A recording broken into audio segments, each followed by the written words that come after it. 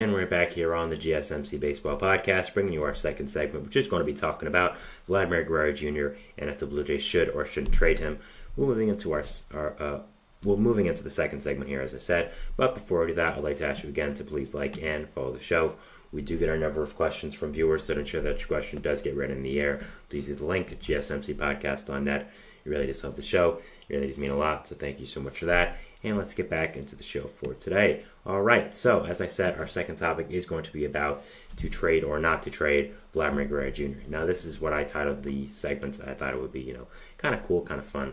And I did this yesterday, of course, with Mason Miller and Tarek Skubal, two players who it is a very interesting debate if their team should end up trading them or not. With Miller, I said yes. Tarek, I said no. Both those are on the channel from last night. So if you want to watch those and give your opinion, leave a comment, please do that. Please go ahead. I thought they were pretty good. So now I'll be doing this with Vladimir Guerrero Jr., so I want to get into it. So heading into this deadline, I think one of the big questions has been asked is, are the Blue Jays going to blow it up? Are they going to trade Vladimir Guerrero Jr.? And should they trade Vladimir Guerrero Jr.? So I'm going to answer all these questions today. Should they? Are they? And if they should, why? So first off, we have to answer the first question. Should the Toronto Blue Jays trade Vladimir Guerrero Jr.? Now, my particular answer, without a doubt, in my opinion, I feel very confident that this is the right answer. I think the Blue Jays should 100% trade Vladimir Guerrero Jr. I think that it's time to move on, and it's time for both of them to part their ways, and I think that, honestly, I think the Jays should completely blow this team up. And I think trading Vladimir Guerrero Jr., your franchise star, one of the biggest names in baseball because of how good he is, because of the marketability, because of who his father was, he has a lot of value, and you can jumpstart this rebuild today if you trade him. Now, it's a very hard thing to want to trade Vladimir Guerrero Jr. because, again, he's a face of your franchise, is a great guy, is a great ambassador for the game, I'm sure any team would love to have him as your face of your franchise. He's a fantastic all-star MVP caliber player when he's at his best. But I think, again, it's time for the Blue Jays to move on and trade him. The reason I think this is because, in my opinion, the Blue Jays need to rebuild. If I'm the Blue Jays, I am blowing this team up, blowing this core up, and I'm starting fresh. I'm completely tanking, and I think everything needs to be gone. And the way to start with that is trading your franchise icon in Vladimir Guerrero Jr. I say this with 100% sincerity that you could get a haul, an absolute haul for Vladimir Guerrero Jr. A franchise-changing haul, a rebuild-changing haul. You could get something that completely would change the course of your rebuild right now. You look at this future and you look at this team. You have two top prospects. Ricky Tiedemann, a left-handed starting pitcher who has been a top prospect for a little bit now, has never really made the transition to the MLB eventually. Only has 8 games started here at AAA, has a 5 ERA, and has dealt with some arm problems. He's a question mark. Orelvis Martinez, a very good middle infield bat who just got suspended for 80 games for PEDs. So it's not exactly like you have any top prospects coming up the wazoo that are going to, really just help your team immediately. So I think if you're the Jays and you're looking at this and you're looking at it, objectively as a fan or something, you should be able to say this team needs to rebuild. We need to start fresh, and I think that's exactly what they need to do. And I think trading again Vladimir Guerrero Jr. is the start of that. There are a lot of teams that will give up a ton for Guerrero. And it makes a lot of sense why. I mean, he's an all-star caliber player, was an all-star this year. When he's at his fully his best, he can win the MVP, which we've seen him in the conversation for that just a few years ago. There's a year and a half left to control. You're able to extend him. He's said he's very open to extending with any team. So, as much as it would hurt, he needs to be the one that you trade off and start this rebuild.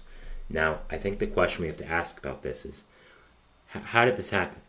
The Blue Jays look like a great young team in the past few years that was able to that we looked at maybe as a potential dynasty going forward.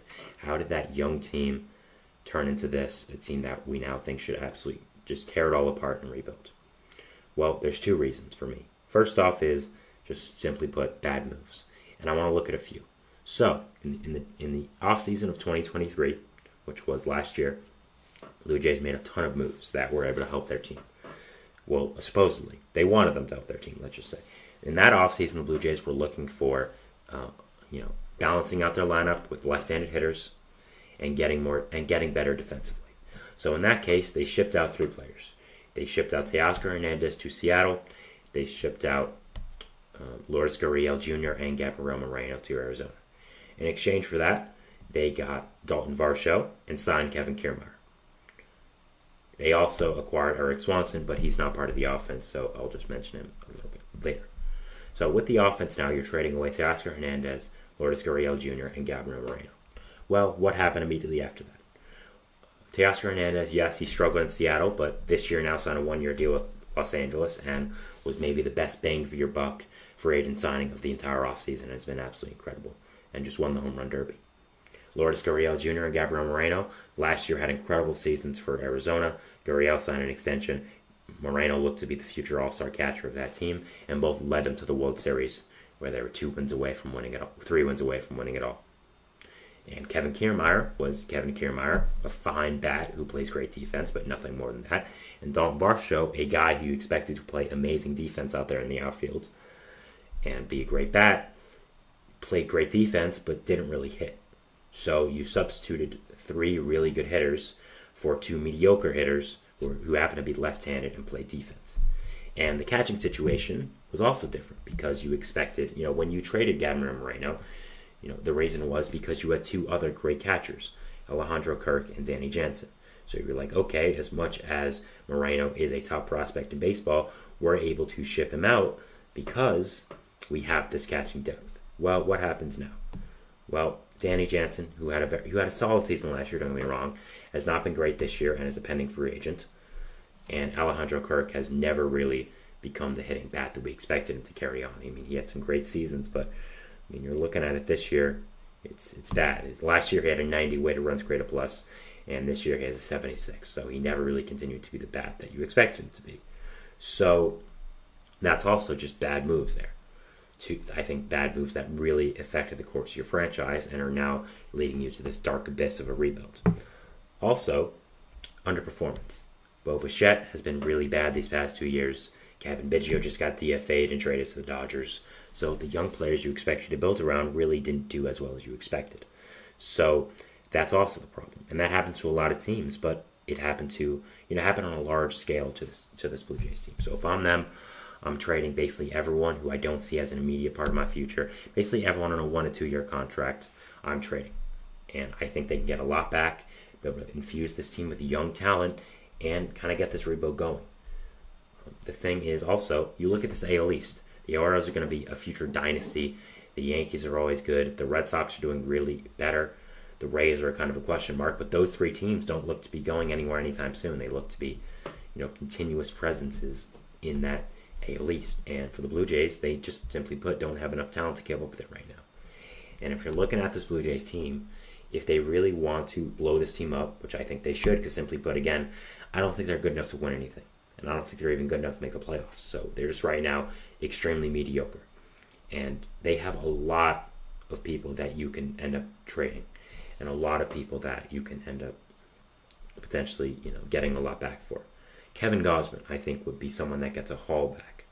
A Cy Young caliber pitcher when he's fully healthy. Chris Bassett, a great pitcher on a contract with only his 1 year left after this. Yusei Kikuchi, potentially the best rental pitcher on this market.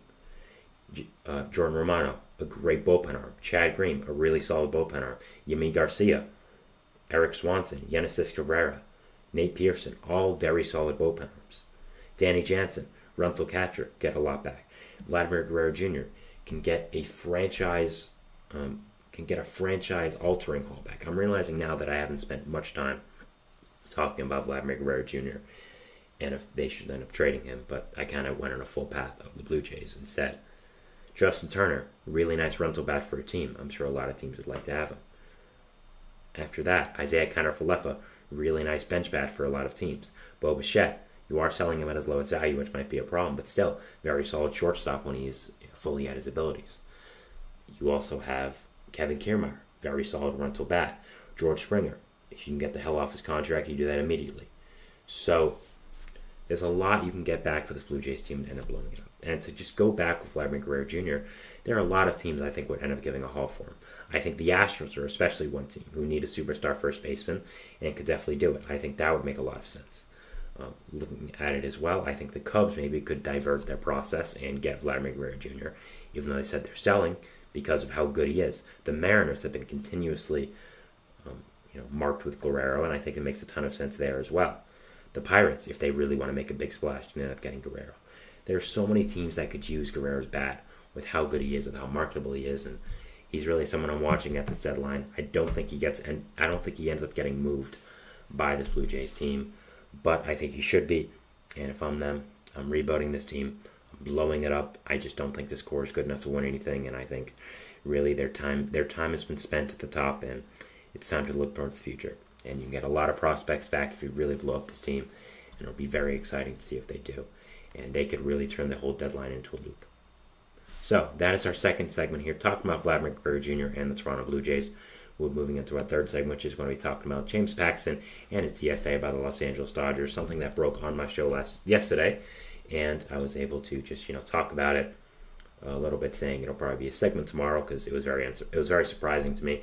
And guess what? It is. So we'll be talking about that, and we'll see you after the break. So thanks, and bye. Looking for your daily fix of sports